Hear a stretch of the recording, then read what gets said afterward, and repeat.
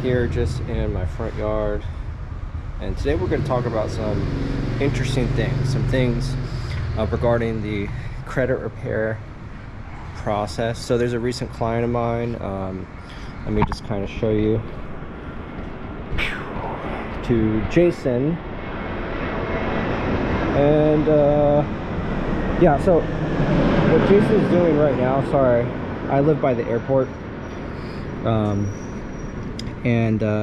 yeah, so what Jason's showing me here are investigation results from TransUnion. And yeah, I mean, he said he's going to pay me some extra money for, you know, see, he's really happy with the progress. And as you can see, there were deletions. He left me a good review, blah blah blah. So yeah, there's a video regarding this, but if you haven't seen that video already, you're going to see like deletions here. See, account removed here.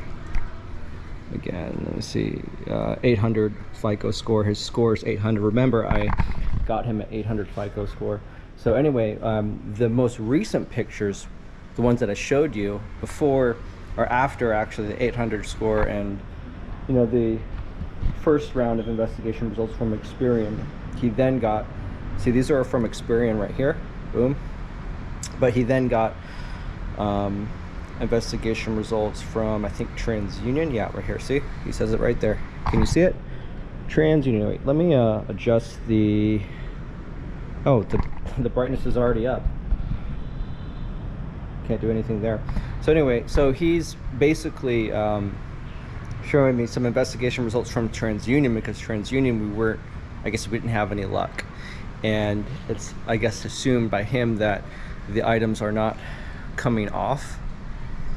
So basically, in a situation like that, is, you know, all the creditors are basically, quote unquote, verifying negative information on your credit reports, and it doesn't necessarily mean it's quote unquote verified. There's something that you need to know. Creditors are using what's called an ACDV system, automatic credit dispute verification system, and essentially what it is a way to intercept oncoming disputes that are most likely frivolous and erroneous, which are technical. Wow, these planes, man. Boeing 747 just flew right above my head. They're basically filtering out these complaints that are considered frivolous and erroneous. And what that means is that they don't think that they're legitimate, or those disputes basically look like millions of other disputes sent on by other credit repair companies or third parties, whatever it is. And the problem with YouTube is that when you go on YouTube and you try to repair your credit, you try to get a letter, you go on some video that has 1 million views, and you think just because the view count makes it legitimate. Well, here's the problem with that. You can't just assume that that video is accurate based upon the view count. Now, they've been very good to get attention, but is it actually working? That's something that you need to really thoroughly analyze for yourself. Now, you could basically view this video and be like, oh, Andre's a hater, he's hating on other people's views, or he's just trying to sell you. No, I'm not trying to sell anything, because YouTube hasn't paid me yet. They're not paying me for views. And another thing is, you probably haven't signed up with my service yet. So, like I said, I'm not selling you anything here. I'm just giving you guys the sense of awareness to kind of just fact check this and really think analytically. Is there plausible deniability that this so-called letter will not work? And these are the reasons why it won't work, is because chances are that letter that you downloaded from that guy, or even the way that he is disputing or showing you how to dispute that negative account, is how millions of other people have done it. And you're not going to be anything special if you don't investigate yourself and make sure your dispute is customized. And that's the thing with here at Pinnacle. We don't send out cookie cutter disputes. Essentially disputes that are in a template form that basically are sent like millions of other people. Now what could happen, what will most likely happen, is that your dispute will come back as verified, but there's a rule in the Fair Credit Reporting Act that requires the furnisher, the data furnisher, to basically provide a scope of the investigation. Now if they don't provide a scope of the investigation, then they're in violation, okay? But this has happened many times where people would dispute based upon that law, and they would still get no luck, and their dispute would not be resolved in their favor. And so that discourages a lot of people, and that's just because the system of credit repair is flawed and has been flawed for many years. And so essentially you're going to have to get your dispute to a human being, all right? Your dispute has to make sense, but to get to that point, it's going to take a long time. So to save you time, and time would be the most valuable thing here at Pinnacle, because the reason why people sign up with their program and pay thousands of dollars, you saw the screenshots, and that's just one client testimonial. Remember, the bulk of my channel, I would say like 80% of my channel, is just showing off customer results, like showing you befores and afters. Going in, logging in, you can see me type the password in the Credit Karma, in the MyScore IQ, in the Identity IQ. I'm not showing the password. It's, you know, remember, it's just ... ********.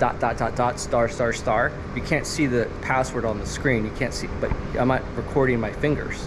But what you can see is that I am actually logging into it. You see the URL. I show all that stuff, so you guys can clearly see that this is not made up. I want you guys to understand that these are the things that my clients are basically getting done for them. And they have hired other credit companies before. They have, you know, done all that stuff, and they still don't give up. And when they come to us, we basically fix their credit. So there's a million things that can go wrong in credit repair, and it takes a professional to understand that. So I would encourage you, if you're looking to repair credit on your own, it's tough. I had one guy in the military contact me yesterday, and you know, we get a lot of veterans, but that's neither here or there. But he, you know, he fidandled with his own credit repair, and he's already given up. He needs to hire someone to fix it, so he hired me. So in a sense that to his credit, I'm not going to discredit anyone. I don't need, you know, I make too much money to do that, and I have too many success stories to discredit or even hate on anyone's success.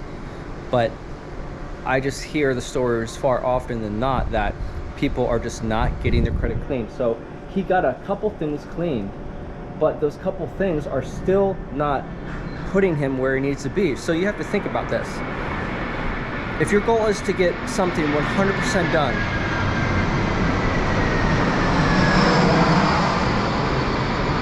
even if you got 99% done, it's worthless in the sense that you did not get that extra 1%.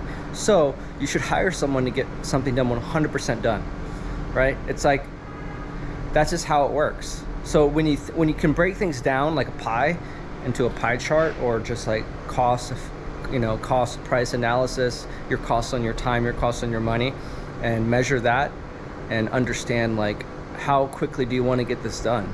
Like, do you want to wait a year and then get only 99% done, or even 30% done, and be like, have the ego boost and be like, yay, I cleared off my credit report 30%. But here's the thing, the underwriters don't care about that. They don't care about what you removed. They don't care what you think you're going to remove. They really don't. They only care what's on the report, right? And you could remove a bunch of stuff off, but it doesn't make sure that you get a loan. You're going to have to build your credit. So all the time that you're spending on repairing your credit is taking away from the time that you're building credit. Because I don't know if you know this or not, but you can't get approved for any lines of credit when you have bad credit. So start really thinking about how you can enhance your life with credit. How can you start investing in your credit to save you money, because it's costing you money. There's opportunities, there's doors that are closed and opportunities that are shut down because of your credit. I know for myself. So in order to leverage real estate, to borrow money, to leverage money, to get into real estate, to make profit, to do whatever it is you do, maybe you don't want